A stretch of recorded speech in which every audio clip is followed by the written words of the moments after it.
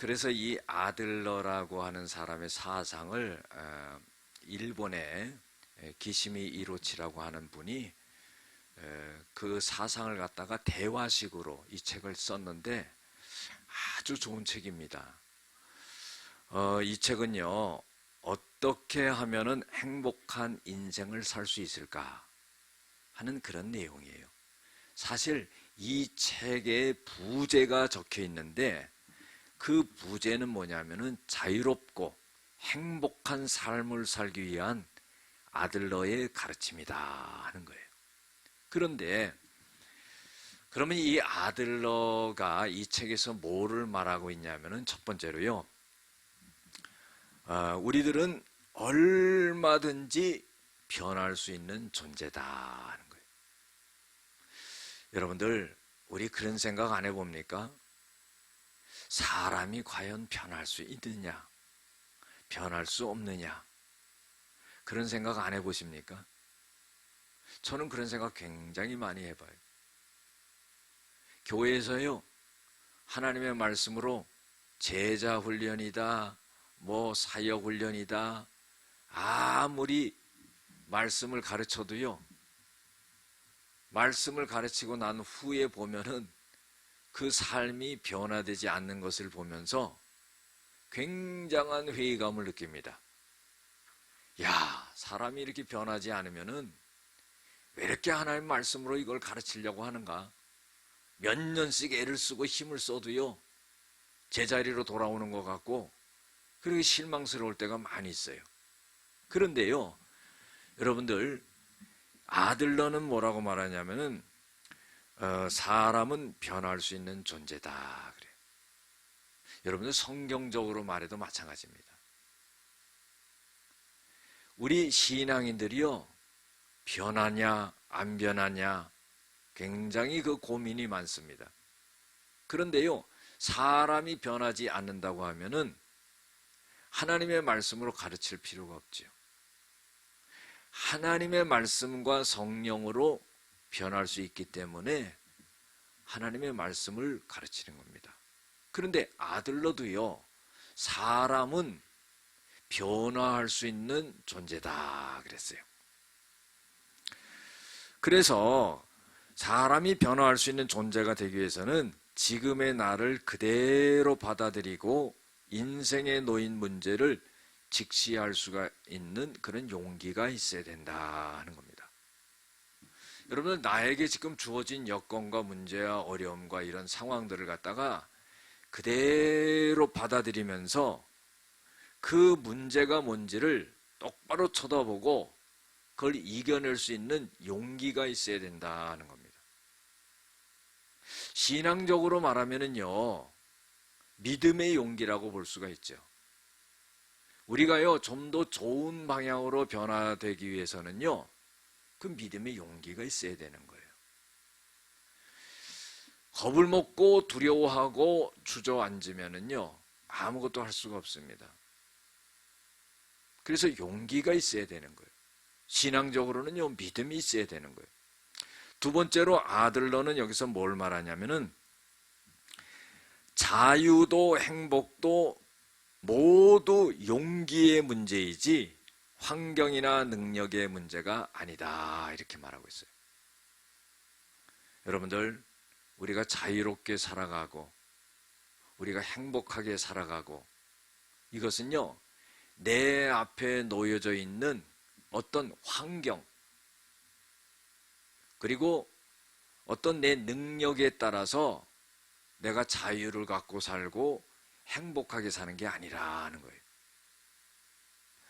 그러니까 내 환경이 어떤지 간에 좋은 환경이건 나쁜 환경이건 어려운 환경이건 고난의 환경이건 또한 내 능력이 많든지 적든지 그거에 관계없이 내가 자유를 누리고 행복하게 살아갈 수 있는 것은 용기가 있어야 된다는 거예요. 여러분들, 요한복음 8장 31절 2절에는 뭐라고 그랬습니까? 너희가 진리를 알지니 진리가 너희를 자유케 하리라 그랬어요. 우리가 자유롭게 살아간다는 것은요, 하나님의 말씀을 믿고 그 진리를 따라가는 것이 자유롭게 살아가는 거예요. 우리가 행복하게 살아간다는 건요, 하나님이 주신 말씀을 갖고 살아갈 때 행복하게 살아갈 수가 있는 겁니다. 아들러는요, 그거를 용기라고 표현했는데, 저는 신앙적으로 표현하면 이것을 믿음이라고 표현하면 올바르다, 이런 생각이 듭니다. 여러분들, 우리가 이 땅에 태어나서요, 자유롭게 살아가야 됩니다. 누가 내 삶을 구속한다면요, 얼마나 불편하고 힘들겠습니까? 내 삶이 자유롭게 살아가야 돼요. 내 삶이 행복하게 살아가야 됩니다. 내가 무슨 일을 하고 어떤 일을 하더라도요, 거기에 자유가 있고 행복이 있어야 돼요. 그것은 뭐냐면은 아들러는 용기라고 말해요. 용기 있는 사람이 자유를 갖고 살고 행복하게 살 수 있다 하는 거예요.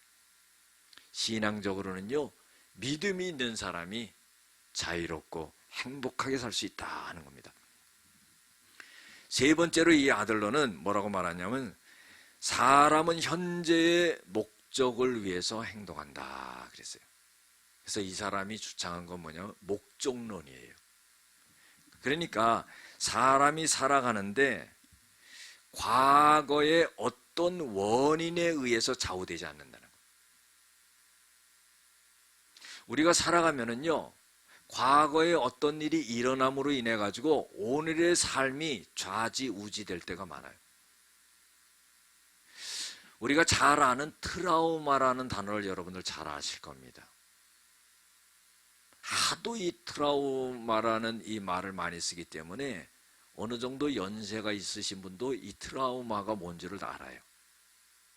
여러분들, 이 트라우마라는 것은요, 과거에 정신적으로나 육체적으로 어떤 큰 어려움을 당해가지고 현재 살아가는 내 삶 속에 정신적으로 나타나는 질병을 말합니다.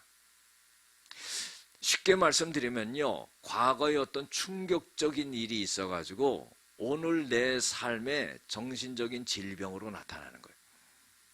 어떤 큰 사고를 당했다든가, 어떤 어렸을 때 성폭력을 당했다든가, 부모님에게 학대를 당했다든가, 선생님으로부터 많은 학생들이 있는 데서 큰 꾸지람을 당했다든가, 어떤 과거에 큰 실패가 있다든가, 이런 거로 인해 가지고 그것이 내 마음속에 잠재적으로 나타나 있다가 오늘 삶을, 현재의 삶을 살아가면서 비슷한 상황이 올 때 과거에 그것이 떠올려지면서 내 정신적으로 질병처럼 나타나는 것이, 이게 원인론입니다.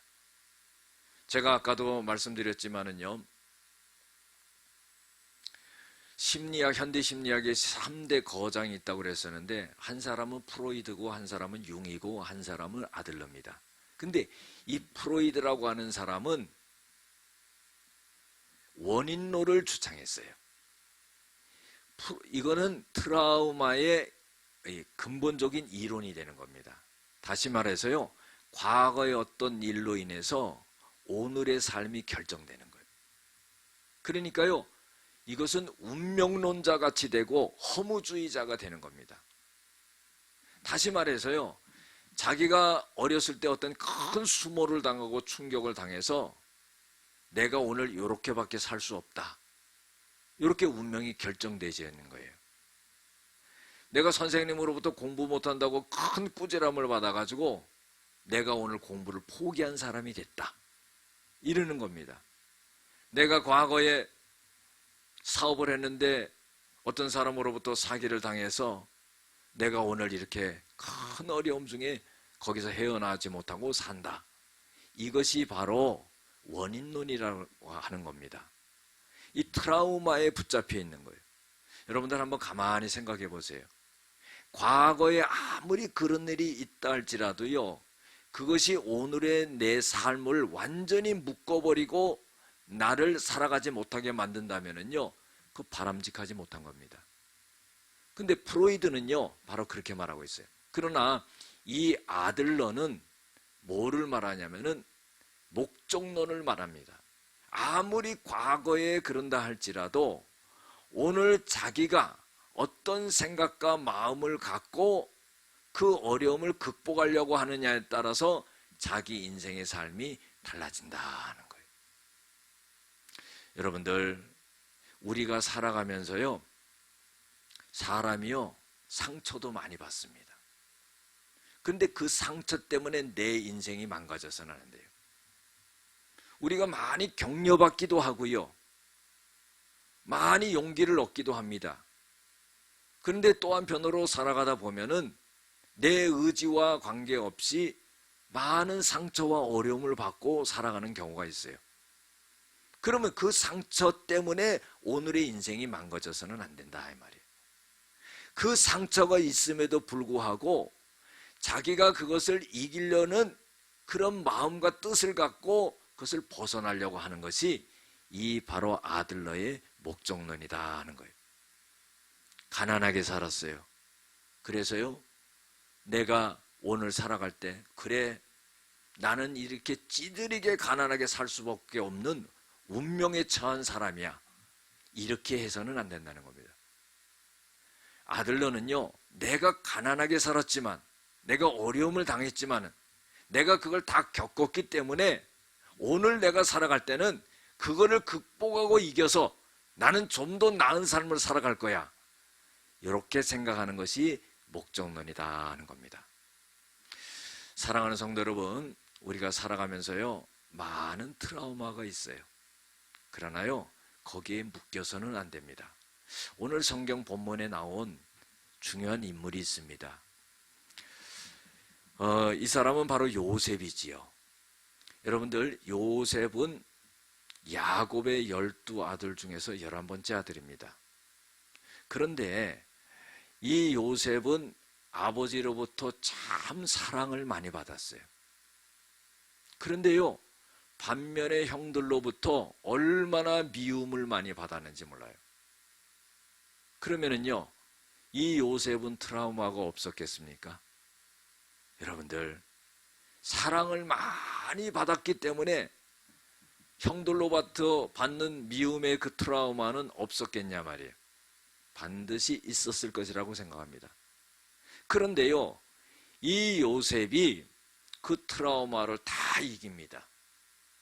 여러분들, 그 트라우마를 이길 수 있는 힘이 있었어요. 그것은 뭐냐면은 하나님이 보여주신 꿈이 있었기 때문에.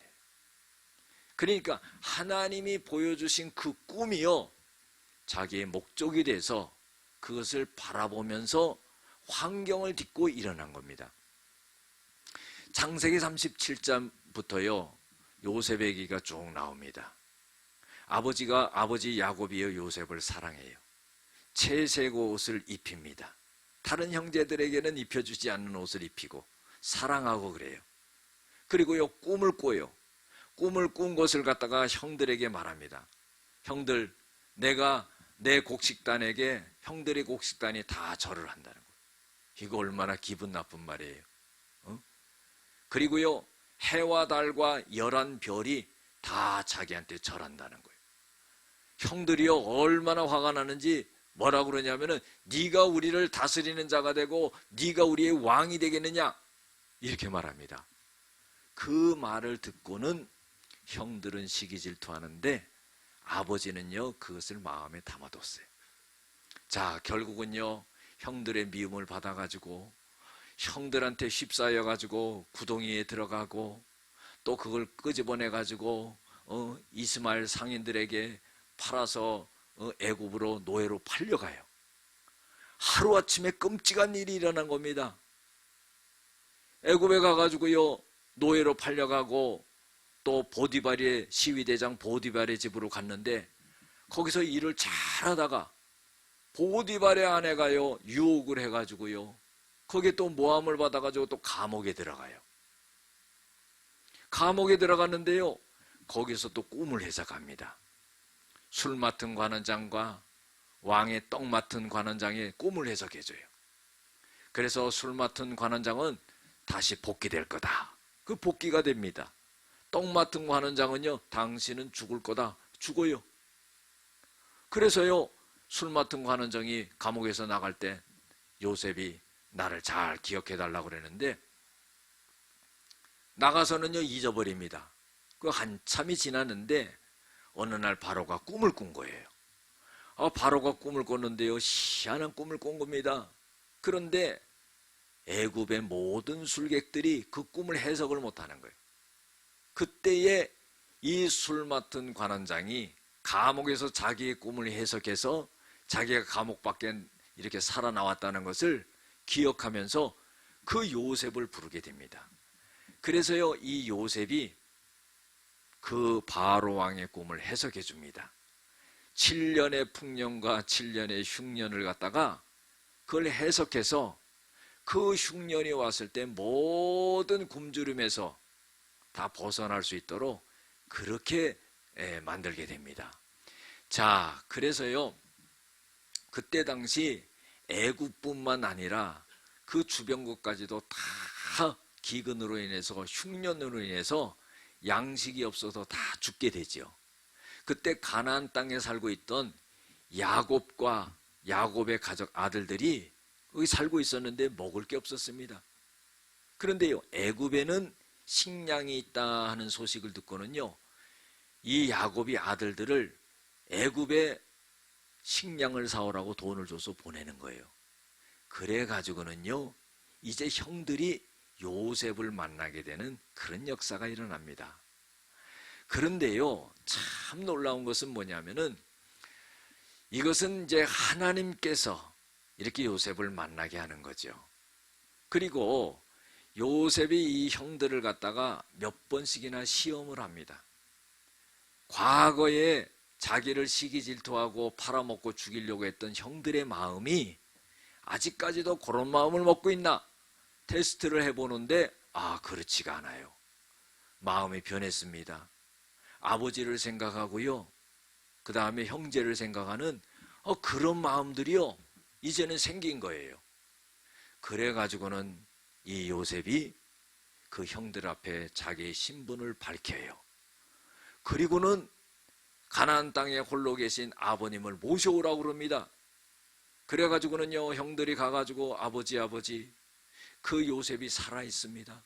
살아있을 뿐만 아니라 애굽의 총리가 됐습니다. 아니, 이게 믿어질 일이에요?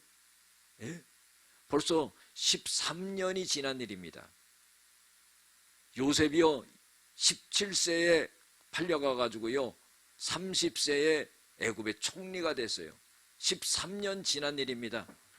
아버지의 마음속에는요, 이제 내 아들은 죽었다, 없다 이렇게 생각하는데, 아니 살아있을 뿐만 아니라 애굽의 총리가 됐다는 건요, 이 믿어지지 않는 일이에요. 그래가지고요, 아버지 이건 사실입니다. 밖에 나가보세요. 마차를 보냈는데 으리으리한 마차를 보낸 거예요. 세단을 보낸 겁니다. 지금으로 말하면 나가보니까 그냥 으리으리한 세단이 와 있는 거야. 아이고, 이 진짜구나. 여기는 구경도 못하는 건데 왕궁에서나 탈 수 있는 그런 세단이 왔구나. 그래가지고는요, 이 노인이요 얼른 올라탄 거야. 그래가지고 애굽으로 갔습니다.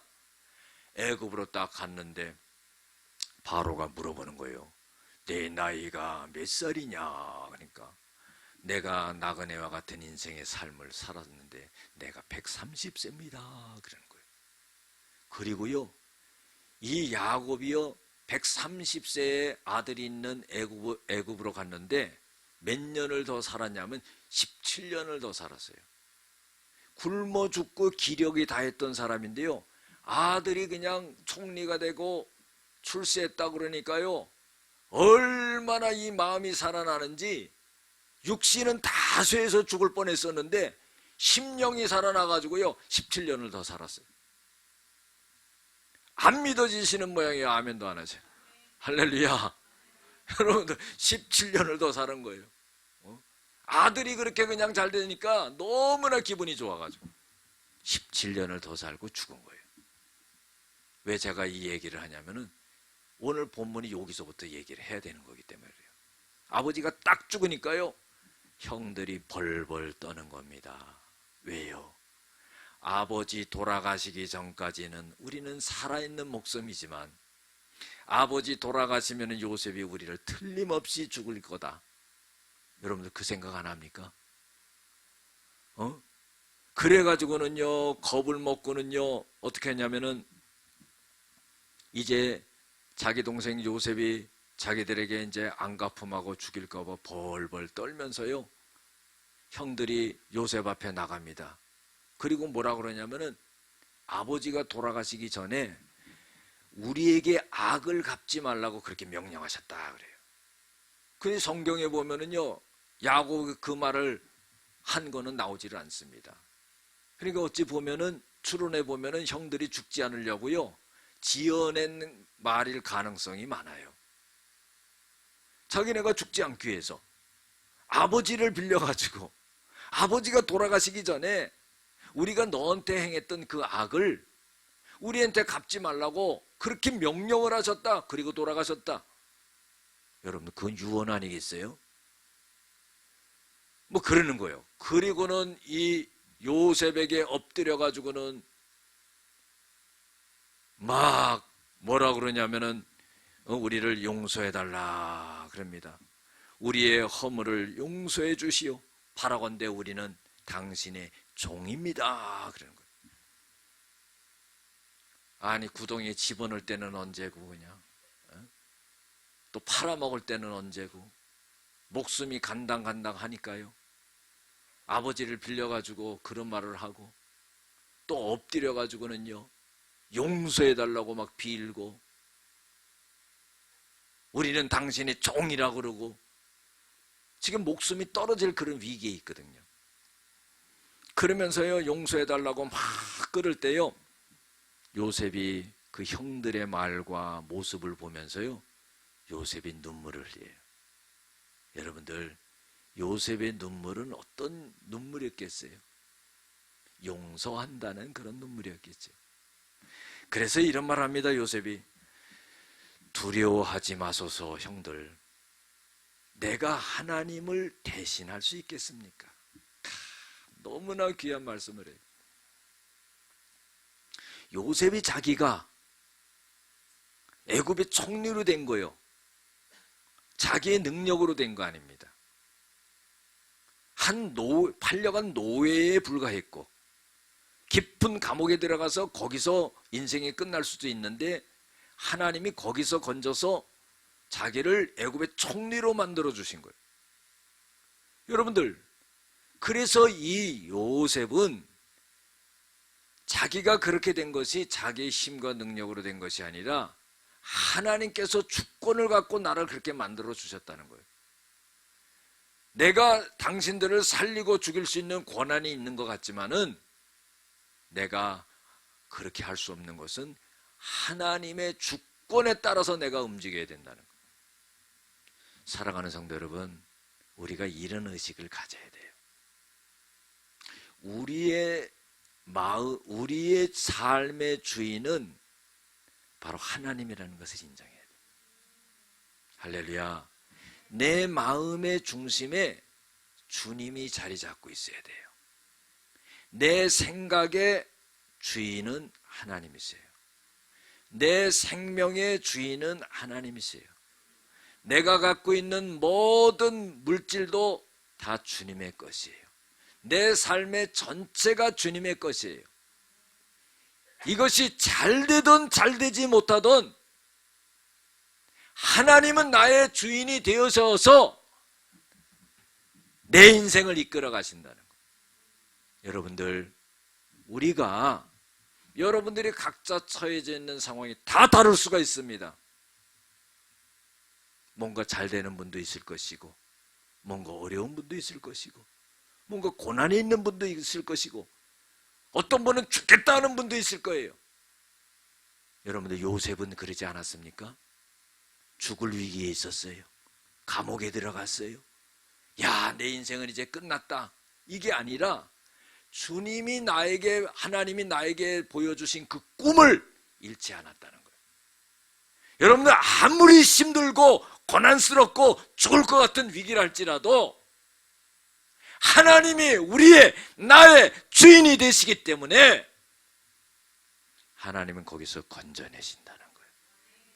시편 34편은요 건짐장입니다. 하나님이 다윗을 건져주신 그런 장이에요. 두려움에서 건져주시고, 환난에서 건져주시고, 고난에서 건져주시고, 하나님을 경외하는 자를 건져주신다고 그랬어요. 여러분들, 우리가 하나님 앞에 나와서 예배 드릴 때요, 영적으로나 우리의 삶의 모든 영역에 있어서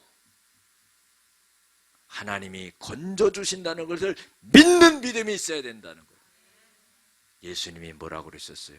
네 믿음대로 될지어다. 할렐루야. 좌절할 필요가 없는 겁니다. 다 끝난 것 같아도요, 끝난 게 아니에요. 내가 생각할 때도 내 인생이 끝난 것 같고 더 이상 일어나지 못할 것 같아도 그때 바로 주님을 의지해야 될 때예요. 그때가 바로 주님이 일하실 때입니다.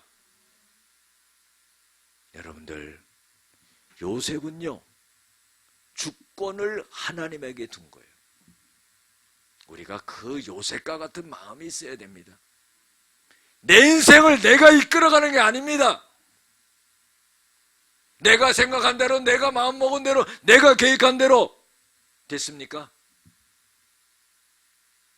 그렇게 다 됐어요?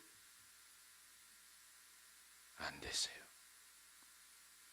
주님을 인정하고 주님의 뜻이 무엇인지를 묻고 하나님이 말씀하시는 대로 한 걸음 한 걸음 나아가는 게 우리 인생의 삶이에요.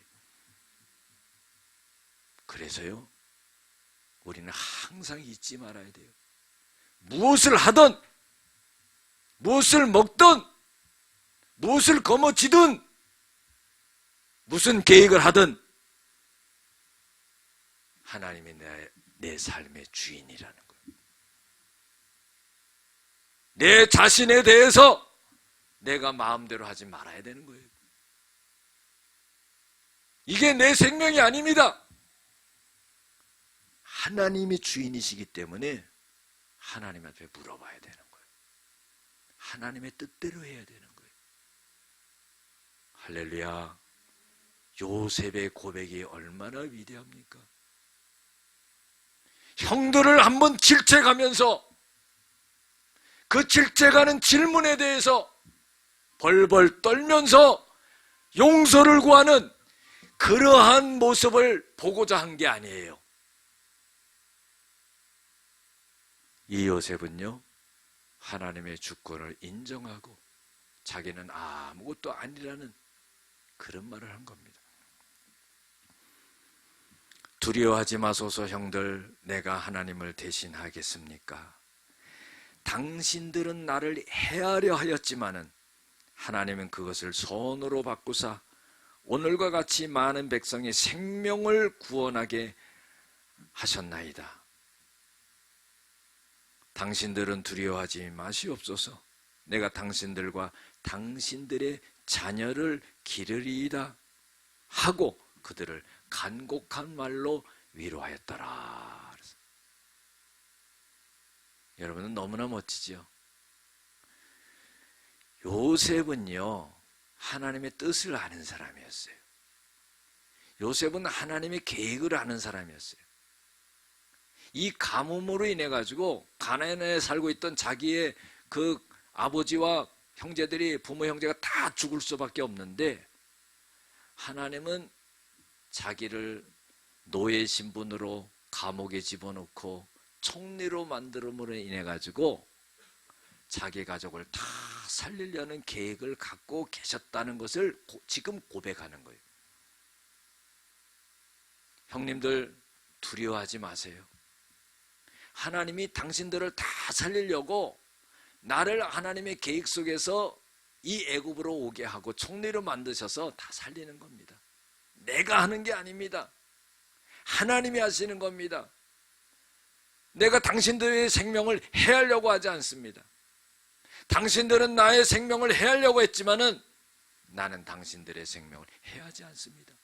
주권이 하나님께 있습니다. 내가 어떻게 애굽의 총리가 될 수 있겠습니까?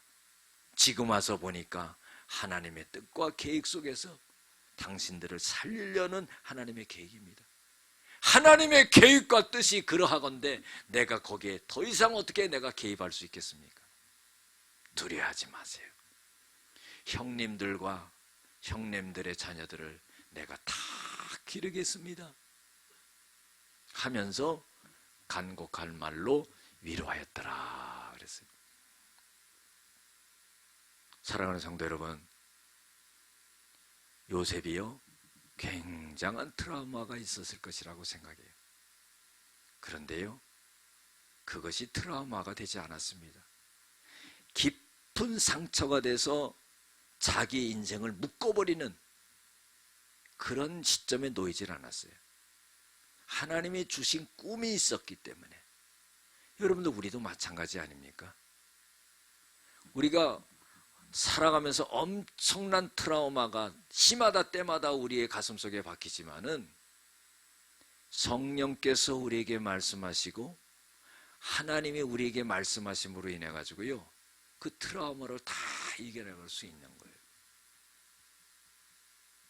그래서 이 요셉은요, 트라우마에 휩싸이지 않고 형들을 갖다가 다 용서하는 역사가 일어났다 하는 거예요. 누가복음 6장 37절에 보면은요, 남을 비판하지 말라 그랬어요. 그러면 비판을 받지 않는다 그랬습니다. 다른 사람을 정죄하지 말라 그랬어요. 그러면 정죄를 받지 않는다 그랬어요. 다른 사람을 용서하라. 그럼 너도 용서를 받는다 그랬어요. 여러분들, 인생사가요 다 주거니 받거니예요. 용서해야지 용서받는 거예요. 마태복음 18장 35절에도 보면은요, 너희들은 각각 그 마음의 중심에 형제를 용서하라. 그러면은 천부께서도 너에게 그렇게 해주시리라 그랬어요. 그러면요, 너희가 각각 형제를 용서하지 아니하면은 천부 하나님께서도 너를 용서하지 않는다, 그 말씀이에요. 그러면요, 여러분들, 우리가 머리를 빨리 돌려보면은요, 내가 하나님 앞에 용서받기 위해서는 다른 사람을 용서하는 거죠. 여러분들 한번 가정해 보세요. 요셉이 만약에 아버지가 돌아가시고 안 갚음하려고 형제들을 다 죽였다 하면은 결과가 어떻게 됐겠습니까? 그 가족이 전멸되는 거예요. 가족의 손에 가족이 전멸되는 거예요. 그 민족이 없어집니다. 왜? 야곱의 12아들을 통해서 이스라엘의 12지파가 형성되고 이스라엘 민족이 탄생된 거예요. 그러니까 이 요셉이 용서하지 않았더라면은 그 가족과 민족이 존재할 수 없이 망해버리고 말았다는 겁니다. 그런데 오늘날 보세요. 그 요셉의 용서가 있었기 때문에 세계에서 가장 뛰어난 민족이 된 거예요. 힘 있는 민족이 된 겁니다. 미국이라는 나라가 막강하지만은 미국을 움직이는 사람들이 유대인이에요. 여러분들, 요셉의 용서가 있었어요. 미움을 받았지만은요, 그것을 용서할 수 있는 용기와 믿음을 발휘할 때 가족을 살리고 민족을 살리는 이런 역사가 일어났다는 겁니다. 기도하시겠습니다. 은혜와 사랑이 많으신 여호와 아버지 하나님, 감사를 드립니다. 우리의 삶 속에서 여러 가지 트라우마가 있고 어려움이 있지만은 우리가 미움까지도 받을 수 있는 용기가 있고 또 용서할 수 있는 그러한 용기와 믿음으로 살아갈 수 있게 도와주시옵소서. 예수님의 이름으로 기도드렸습니다. 아멘.